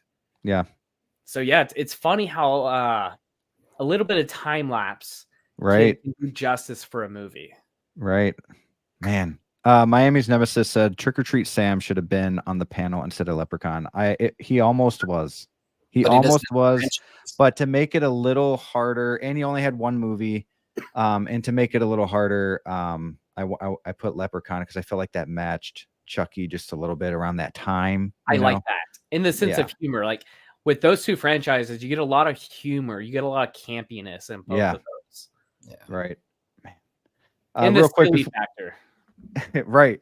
Before we get on to the next segment, Halloween Ends, Movie Canon says Halloween Ends needed a better finale considering it would be the last time we'd have Jamie Lee Curtis and Michael Myers. Instead, they got some young guy by the Michael for the majority of the film. Be the Michael for the majority of the film. Yeah, and that's how I felt, but I understand what Austin and Danny are saying here. But I don't know, maybe I just got to see it again. I will say that there was this guy next to me that was so disappointed. He was there at the theater by himself. And at the very end of the movie, he goes, they put him in the grinder, and just like kind of laughs and eats his popcorn. He's like so disappointed. But again, I know there's some hardcore fans of that film too. So I think that's the most definite way to kill Michael Myers, for the record. I ain't gonna lie. That's a funny thing. That's like one of those things you see on the internet for like 20 years now of like, oh, if you really want to make sure, it's kind of like that double tap thing. Yeah. You want to be sure. And that's a quadruple you got to be sure, man. You got to be sure. He makes Dilo says he makes a list of Leprechaun in the Hood alone. For Leprechaun in the Hood alone. Yeah, they're just fun movies, man, just fun. Okay, so I have a new segment that I want to do here. Thank you guys for an awesome top or bottom segment, by the way. I might actually make a video just clipping that and doing like a horror video. I'm also so happy. We talked so much about it that we kind of just got away from like the choices that we made. Yeah. Ergo, right. I made, Yes, you're getting that choice. Right. But yeah, I got this new segment, and it's called Sauce. Okay. And what Sauce is, it is going to be hot takes. So instead of like hot takes, I thought of maybe the name of like hot cakes. I was like, nah. And then like hot ones, but I was like, oh, that's already taken for the chicken wings and everything. So I was like, you know what? Sauce. It's gonna get saucy in here. Okay. We're gonna get some hot takes. Some of these I believe in, some of them I don't. But I want you guys to either tell me, I'm going to have one of you guys tell me why it's true, and the other one tell me why it's not true, whether you believe in it or not. Okay. So you're not going to give me your answer right away. I'm just going to go, Spotchka, tell me why this is true. Okay. And then at the end, you can tell me what you really believe. So, whatever. But, okay, let me go ahead and get the segment. The music doesn't work for it for some reason, but we will live.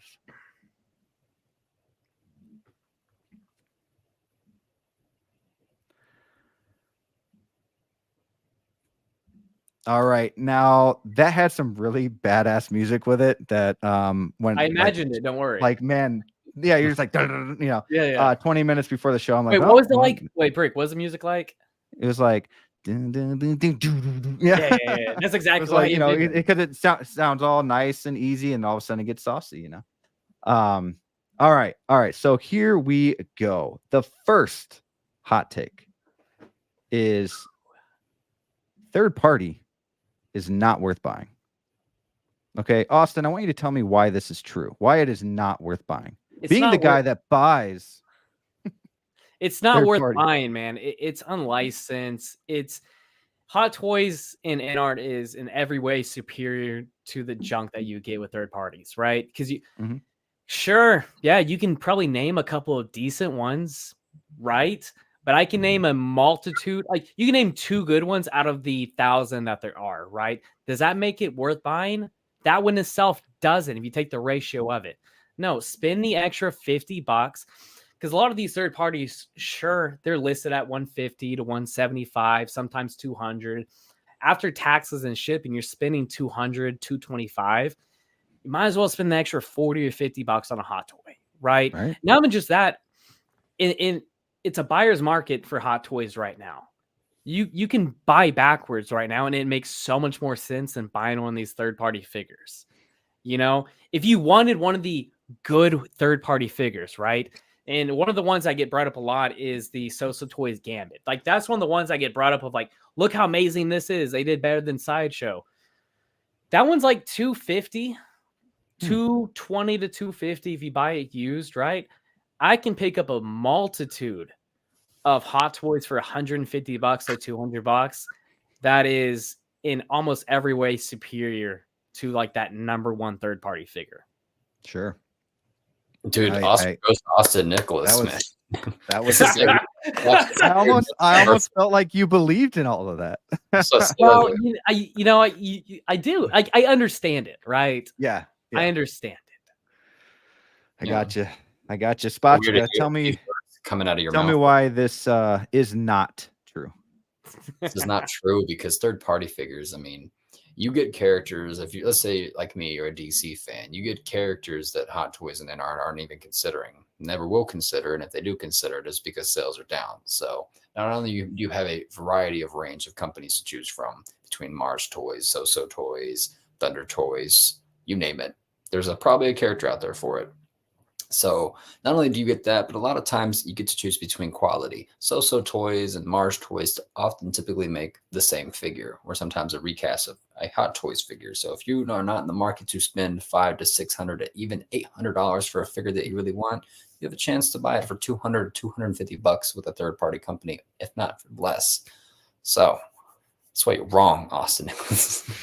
You're wrong. I feel like I'm wrong. I feel like I'm wrong right now. No, that's fun. You know, I need to get. Go ahead. Go on, Rick. Sorry. No, I was just saying, like, I need to get into more third party. I think the only thing that bothers me with third party is you don't have their actual name on the box. That's it. That's literally. Display the boxes. What's that? Do you display the boxes? No. Why do you care? I don't know. It's just, it's one of those things where it's like. And I'm not saying I would never buy one, but it's just a part of me is like, well, maybe Hot Toys will make a Gambit. Maybe Hot Toys will make a Willy Wonka. Maybe, you know what I mean? HONO may make a Gambit. So yeah, HONO, you're not wrong. For sure. But just that's really the only thing. And the other thing too is the fear that it won't go along with my Hot Toys figures, I guess. I should like a lot of people say that about like Into the Spider-Verse figures. I think they go well with the rest of the Hot Toys line. But that's why you got to be very, very picky, Brick. Because like with me, I'm very, very, very, very picky with third-party figures. Like, for example, there is a Deathstroke that's coming out. Joe Manganiello's Deathstroke. There are currently 2 different versions available. It's by the same company. They call it the Death Kneel version, but So is making a version, right? I already know that So has better bodies, better paint applications, overall just a better figure, right? Yeah. So with that, and I know it's going to fit within Hot Toys figures because like up here I have Polka Dot Man and Bloodsport from Thunder Toys, and they work perfectly well with the other Hot Toys figures. And I feel like they are, when they're making, not all these figures, but a majority of these companies, when they're making these figures, they have the Hot Toys figure on hand with them, trying to make sure it looks good with those figures, because I feel like that's going to be 40% of the battle right there, is when people are watching these reviews, they're going to go to that part of the video review section where they're comparing it. So yeah, I can understand where you're coming from that though. Yeah. And I don't want to say that I agree with this statement, because I don't. I think they're still worth getting. I actually have a Toys Era, The Fiend, and he's just, part of me feels like part of the figure is better than the Hot Toys.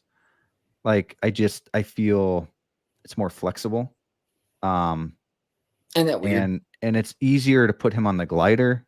There's just a lot there, but overall the Hot Toys one is better. But it's just something that was, I still have it. I have both the Hot Toys and the Fiend next side by side each other. One with the mask on, obviously the Fiend, and then the Hot Toys has his mask off with the Willem Dafoe head sculpt.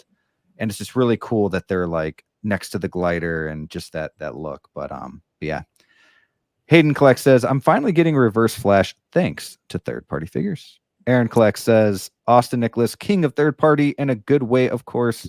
Fantastic collection. He is very, the king of party, man. Very nice collection, my friend. All right.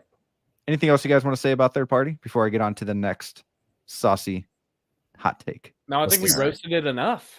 I know. All right. Next one. In art won't last. I'm gonna go. Okay. Oh, sorry. I'll go with you again, Austin. Let's go. Okay. So here's. Are you doing true or not true? I'll take the hard one. I'll let you choose this time, and then Spotchka will go the opposite, and then next time Spotchka can go first and choose. I think I'll take the hard. I think I'll take the hard one. I'll go with in art won't last. Okay. Okay. Then here's why in art's not gonna last. You have all these fanboys who keep saying in art's so much superior to Hot Toys, in art this, in art that. Like, here's the thing. You're gonna get a couple figures each year. Like, Hot Toys at this point is synonymous with 6 scale. Like, when people think of 6 scale, they think of Hot Toys. When people think of Hot Toys, they think of 6 scale, right?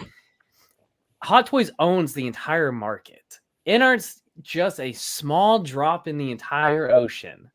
They're not going to surpass Hot Toys. They're not going to have more IPs. They're not going to have more options for you. You'll just take your couple figures each year.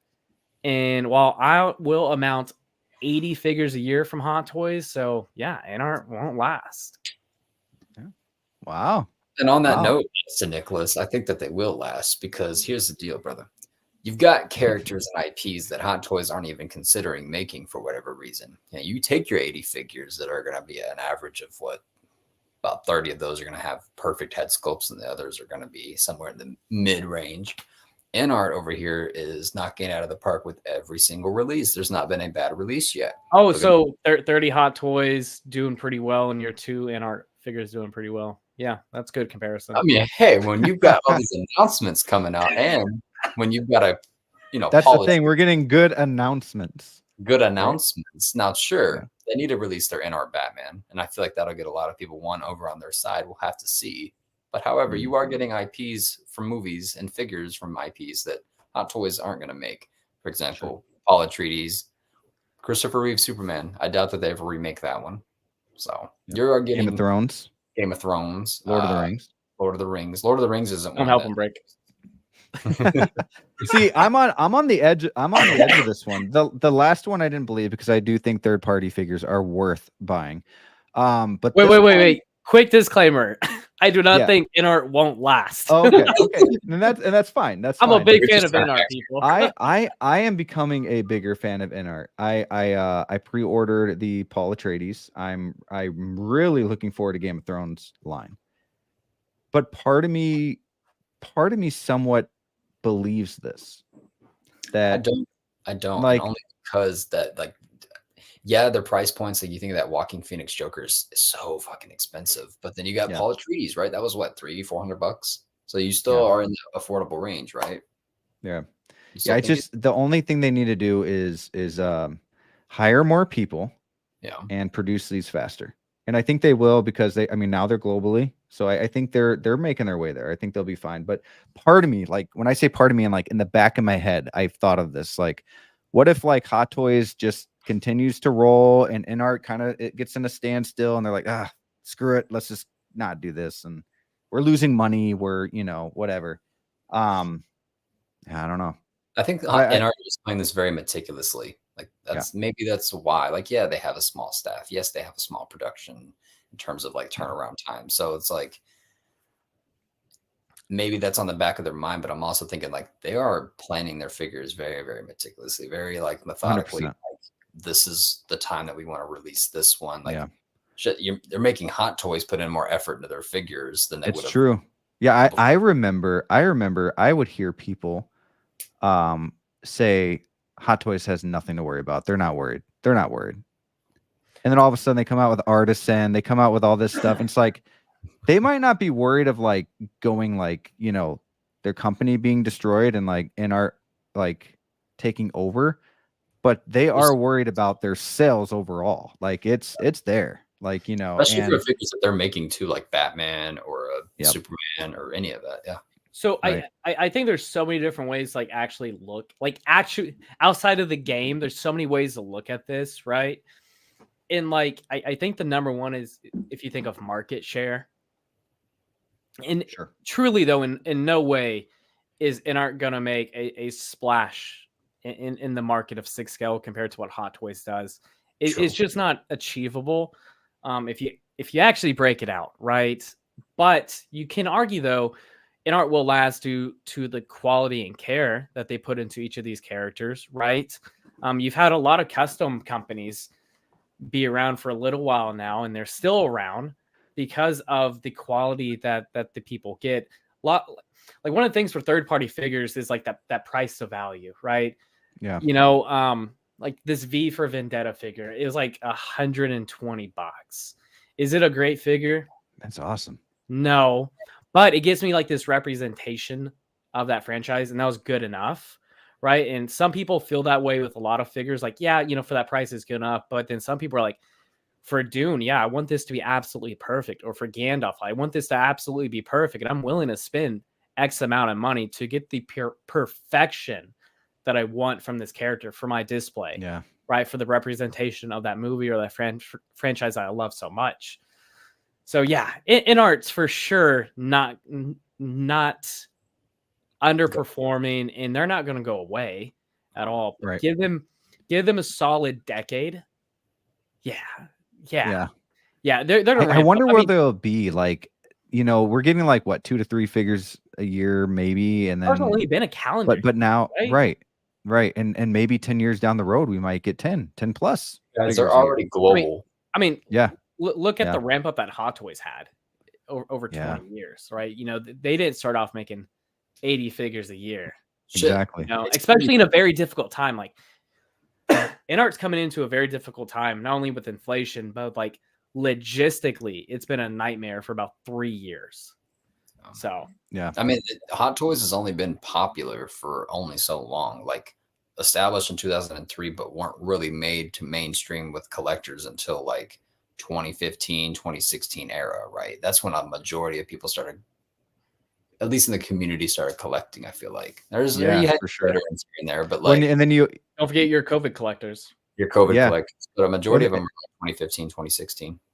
Yeah, and you always hear like when Hot Toys first started off, like, yeah, they like Hot Toys only had so many figures, so like more figures were worth more, and that's exactly what we're seeing with Inart, right? Like you guys are saying, It also, man, I'm a fan of free market anyway, man.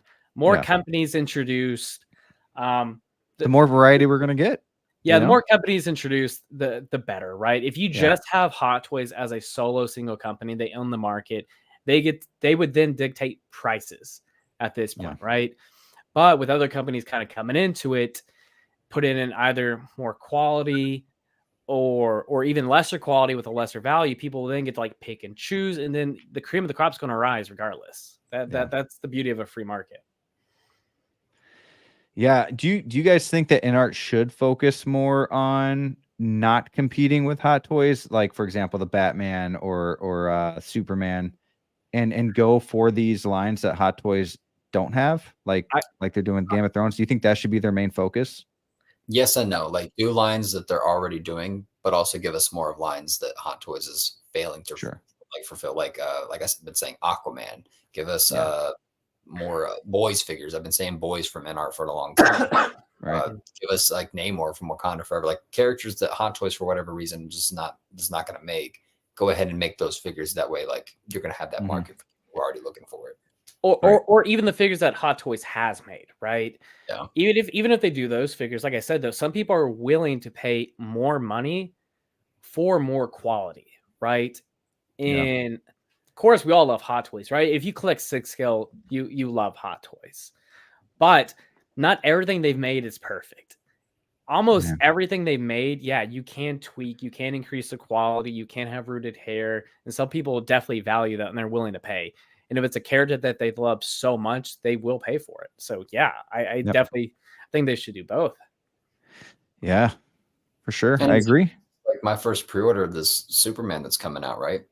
it's what, $330 after you've pre-ordered it with kit.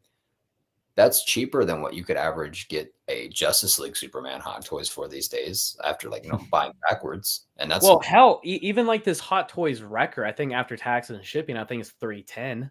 Yeah. So it's right at the same price point. So I'm appreciative of that. Man, I'm excited to get my first NR figure, Paul Atreides. I don't know when it's going to be. I'm hoping it's faster because it is globally and they might push that a little quicker. But we will see. Hopefully by next year. I might have high hopes, but I hope. I know some people are joking like, yeah, when Dune Part 3 comes out in 2028 or whatever. Yeah. Like, oh God, I hope not. But no, we have a couple new people in the house here watching. I appreciate it, Dartamaris. Good to see you. And Reverse Zio, my guy. Good to see you as well. Joining in on all the fun. We got Loki Collector. Thank you for being here, my friend. Good to see you for the first time watching the Bugle 6. So thank you, Calvin. Yeah, just a lot of good stuff going on in the chat. A lot of good conversation. Everyone's saying hello. And a lot of good conversation on InArt. So I do have one more saucy subject, and kind of going into what we're kind of talking about already. Hot Toys needs, keyword is needs, a new license. And now this, before you guys go, this is something that I've always thought of because I feel like we are getting too many 2.0s, 3.0s. We're getting too many of the same variety of figures. You know, eventually it's just going to get kind of old. Like how many, I love Spider-Man and I made a video about it, but how many do we need? How many Scarlet Witches do we need? So do they need, and also to think and consider competing with people like InArt, do they need to create a new license? I'm going to start with you this time, Spotchka. I'm going to go with the defense on this one, saying that they do need a new license, saying that, you know, you're right with all the 2.0s, and immediately my mind goes to Spider-Man and Batman, right? Like they have yet, in my eyes, to make a perfect Spider-Man figure in terms of posability and just accuracy to a movie or a game that it's based off of. When it comes to Batman, like, don't get me started on the Batman Begins suit. But at the same time, like, I would like to see characters, like I said, like from The Boys. I would like to see characters from other movies, like one-off movies, like I heard today that I forget what the company is. I think it's maybe Thunder Toys, Shaun of the Dead figures. Oh, like, wow, random horror would be so perfect for Hot Toys, I think, because they've already shown what they could do with a Pennywise figure. If they would go in the direction of giving us like a ghost face or a leather face, or, you know, something in the direction of just more niche IPs for your collectors, because a lot of chances, like if you look at your audience is from like people who like DC, Marvel, and Star Wars, chances are a lot of these people are also liking Michael Myers, Freddy Krueger, The Boys, Invincible. Like Invincible from Hot Toys would be insane, man. So we need a new license from Hot Toys. Tell me why not, Austin. Okay, so here's the reason why not. What Hot Toys is doing is working. Danny, like you said, they hit their stride a decade ago, right? Okay, what happened a decade ago? They started focusing on these lines that produce and they sell. They actually sell. And not only that, once again, Hot Toys is synonymous with 6 scale. 6 scale is synonymous with Hot Toys. Like when I got in this hobby, I thought everything was a Hot Toy. Like I bought figures because I thought everything was a Hot Toy. This was before I discovered the community, actually started doing my own research. I just thought it was all the exact same. That's because Hot Toys has done so well doing what you're just complaining about, Danny. They're giving the people what they want. Thousands upon thousands of people collect these beloved lines, Star Wars, Marvel, DC, and they make these characters that people actually want to buy. So their model that they're creating right now is working. These other companies, they're failing. That is the reason why Hot Toys needs to continue doing exactly what they're doing, right?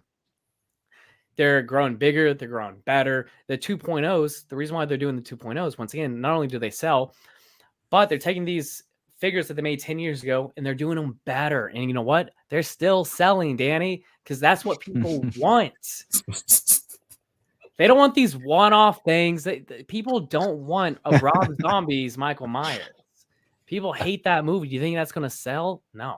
Yeah. You think that guy from Halloween Ends, the guy that beats up Michael Myers, you think he's going to sell? Come on. No, man. I bet Enart's going to do it, though. Quick theater class you took, bro. I really want to answer this question real quick. What license do they need that would make them money? The Boys. Jurassic Park. Yeah, that's another one. I personally think if they were to jump on Dune right now, if they were to announce Dune the week that the Inart one dropped, if they announced Dune, like that would hurt Inart so much, because you know that Hot Toys would have multiple. They wouldn't just have Paul Atreides.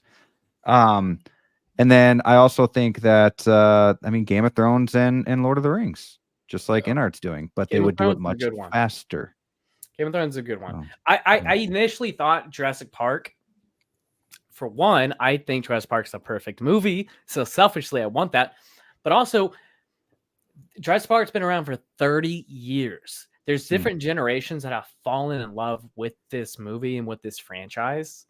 You know, so like that's the first one that came to my head, is that then they can venture into the dinosaurs, the 6-scale vehicles, the standalone characters, displays, accessories. Oh man, selfishly I just want that. So, and I wish they would go back to like Planet of the Apes, Rocky Balboa, like certain stuff. And I know we've gotten that from Hot Toys, but I want it back. I want the old Planet of the Apes. I want the new stuff. Just be really, really cool. I would pick up Caesar from the Planet of the Apes trilogy. Oh yeah, dude, that would be awesome. Or even, I mean, I would. I don't think a lot of people would do this, but like from the first movie, James Franco's character, which I know they're not going to do now, but like James Franco's character was Caesar. Like it's just something cool. I know Hot Toys third party maybe one day, but like, yeah, but a Caesar for sure would be. I know you would for sure pick up a Caesar on a horse, bro.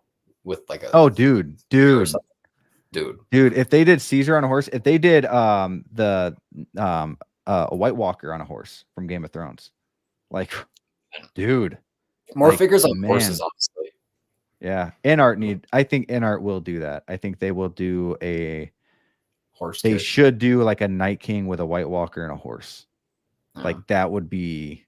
I'd buy that. I'd spend $1,000 on that. 100%. Hayden Collect says, I don't think they necessarily need a new license, but they do need to expand their roster within the license they do have. Give us characters we haven't seen yet. 100% agree with that. You know, before doing, and I love Scarlet Witch, but before doing like 4 Scarlet Witches, give us Blue Beetle, for example, or more Aquaman. Oh yeah, you're gonna make Black Manta, but not make Aquaman, bro. Yeah, exactly. Exactly. It's tough. Let's see. Big Dog Pound. Hot Toys knocked it out of the park with The Rock and John Cena's head sculpts. I hope one day they can obtain a WWE license. I think it's possible. I do. I don't know how far they would go into it, but knowing that they have done John Cena and The Rock now, I could see them at least doing those two, maybe with like a Stone Cold or Undertaker, like the main ones. But yeah, I mean, that'd be really cool. There's a lot of people I find in this hobby love wrestling and collect other wrestling stuff. So like, I don't see why that would fail. Now, with the, Asian culture, maybe not. And maybe that's what they focus on too, because they don't really watch. I mean, maybe I'm sure they have their fan base with WWE, but I don't think it's like these other characters that we're getting like Batman and America. Yeah. So, let's see. Not a big Transformers fan, but that would be sick. That'd be really that's sick. a double-bladed sword to me, because it's like on one hand that would be sick, but also to me I'm like, they need to transform. Like to me it's criminal to have a Transformers action figure that does not transform. I know that's asking a lot, but still, Hey, don't forget, man, Hot Toys, they came out with the Black Panther that transforms. Yeah, that's true. That's true. You guys want Transformers, baby? We got it.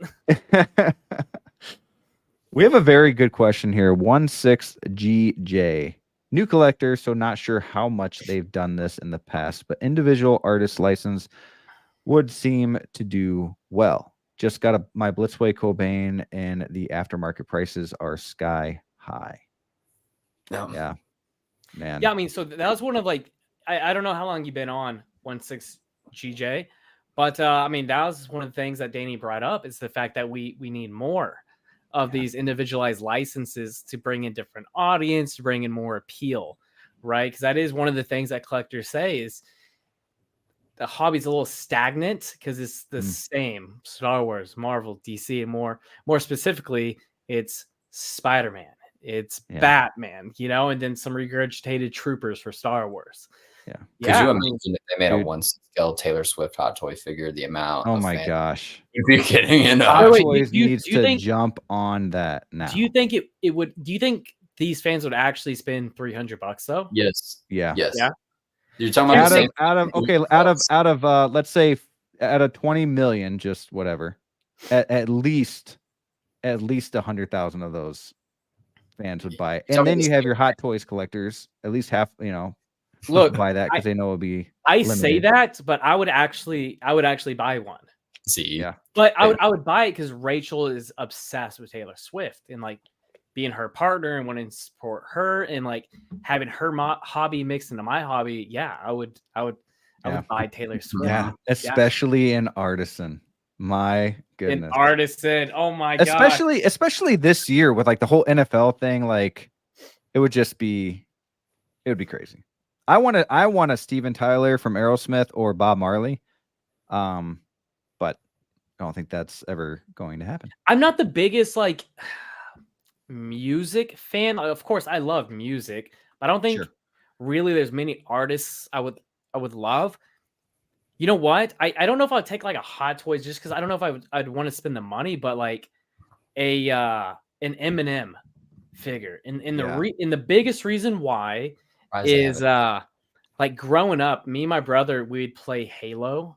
I'd have my Dr. Pepper, he'd have his Pepsi, we'd have Cheez-Its, and we'd play Xbox Live all night, and we just had Eminem on in the background. This is back when we had CDs and stuff. So we'd just play CDs. Like we'd just play Eminem. And so like when I think of like my childhood, oddly enough, I think of me and my brother playing Halo, listening to Eminem. So like, that's the other line. That means so much to me. And like literally, I would want the companion piece to be a Master Chief. Like I would literally have my Master Chief and Eminem like side by side. Video game line for Hot Toys. That's another thing that would just blow up Hot Toys. Like Master Chief diecast, Gears of War. Like a lot of collectors today grew up on those games from the early 2000s. Like, man, some good stuff out there. But I do want to show 16GJ, when Lego finally does the Lover House, it'll probably break records. Yeah, there's a lot of talks about that. I know it's on Lego Ideas to vote for and all that. So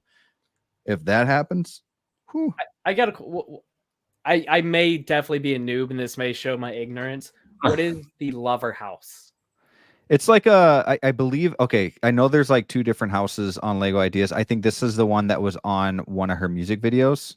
And so this is Taylor Swift. Yeah, Taylor Swift. Oh, okay. Yep. Yeah. Okay.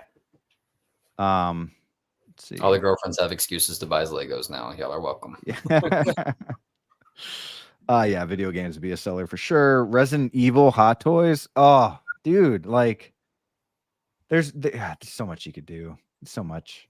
Halo, baby. Give me Master Chief. Give me an Elite. Brute. You know? Yeah. Or even a 6-scale Warthog. Can you imagine? Yeah, 6-scale Warthog and a ghost. And then a grunt. A little grunt would be cool, you know? I would literally, man, I'd be all in. I would give up so many of these MCU figures. I'd give away half of my Spider-Mans if I had to afford some Halo stuff. I would easily. And I've said this so many times just because like the collection has just, there's just so much in here. I've said so many times, I'd feel comfortable getting rid of 30 pieces just for like the sanctity of having some space. I would legit tomorrow offload 30 figures just so I can have an entire Halo line. That would be amazing. Dude, I'm all for that. If we get the community to play some Halo, oh man, I'm down. I'm down. Let's make it happen. Brick, I'm in. I'm in too. I know Evil Sneaker will be in. I know Spotchka is going to figure it out. We got to do it. We have to. And then somebody's got to stream it, or a few people. That'd be so cool. Ghostbusters is another one that I think would sell good, so well. I mean, that's the reason why I'm buying the Present Toys ones, right, just to kind of like satisfy that itch of having that representation in my collection. Yeah. Yep. Last of Us, another one would be sick. Man, Uncharted would be another good one. Yeah. To get Nathan Drake. Cool. But yeah, guys, this has been another episode of the Bugle 6. I hope you guys like the new segment Sauce. That was fun.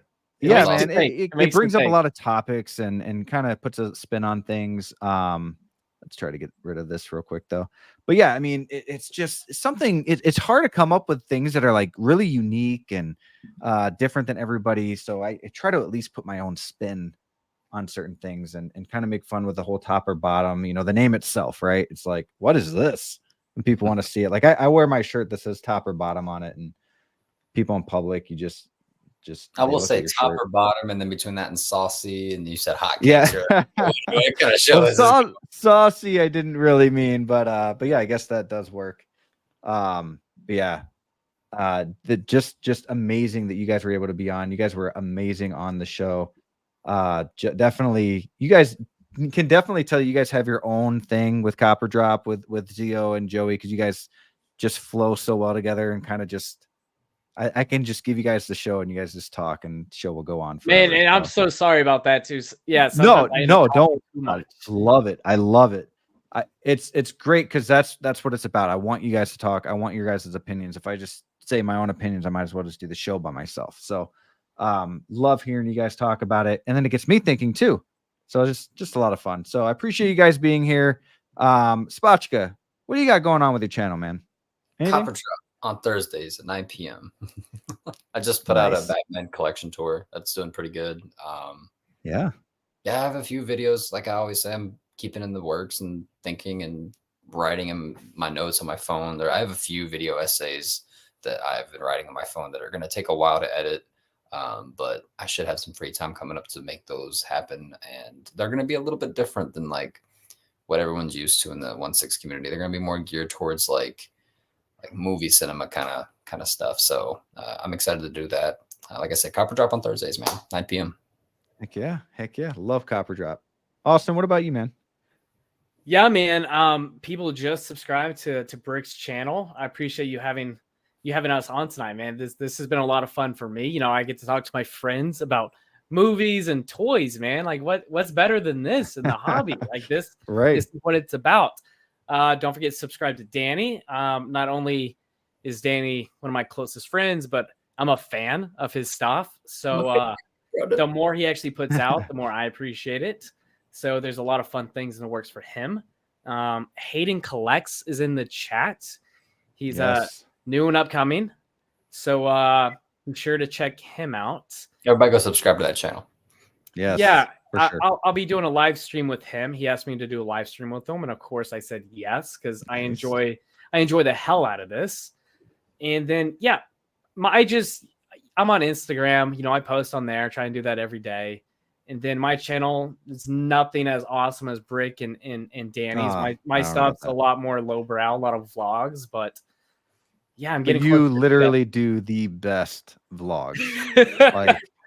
They're so good. Like the whole Copper Drop can do some vlogs. Like you guys are amazing at them. Well, I appreciate that. I'm getting closer to 1,000 subs, so that's gonna. Yeah, everybody go sub to Austin because he is almost there. My next video is gonna be a little different. I'm gonna do like a Yu-Gi-Oh. Like dang, bro, you just. I like how you just whipped them out too. It's just been sitting on the desk.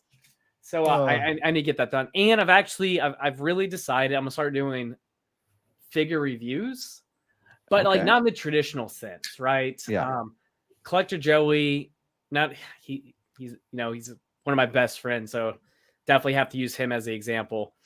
I think he does some of the best reviews there are, and my stuff will not compare to that whatsoever. It's gonna be more like a detailed view of what I think of the figure and what I paid for it, and just my thoughts, and more so like my connection to like the franchise or that movie or the character. Yeah, I love that. I love that. Yeah, it's hard to do a review on a figure when there's other people that have perfected it. Yeah, I agree. Right, and especially if you're not the first one. So not only have you, like for me, like I have not perfected these reviews. I know a lot of other people, but sometimes I just like doing it. Like if I really like the figure, or the figure is somewhat unique, I'll still do it. But it's hard because you have so many people out there, friends too, that are just perfect at it, and they do such a good job. Good, like Joey, really Jedi Knights Watch. I really liked your Buzz Lightyear one, and like that, it made me like excited. Fine. See, I try. The only thing that I really try, I appreciate that. The one thing that I always try to make a little different in mine, like I did a Lego one where Stranger Things and my logo comes in upside down. I did the Buzz Lightyear, and it's like instead of my song at the beginning, it says to infinity and beyond. Like I do little things like that. But real quick, I'm sorry, but I have to tell Ricky Grimes, dude, thank you for coming, but you got to go back like an hour because our top or bottom was horror, and you would have loved that segment. So this is the Rick Grimes. This is the Grimes. Do you know what this is? This is the end of the show, and you're already here, Rick. Oh man, no, I appreciate everybody in the chat for being here. Please make sure to hit that like. It does go a long way. Just appreciate you guys being here. Conversation was big. This is probably one of, if not the biggest shows that we've done so far chat wise. So I appreciate you guys for sticking around. And again, go sub to Austin, go subscribe to Spotchka, get them to that 1,000. And until next time, everybody, keep bricking. Let's see this outro here.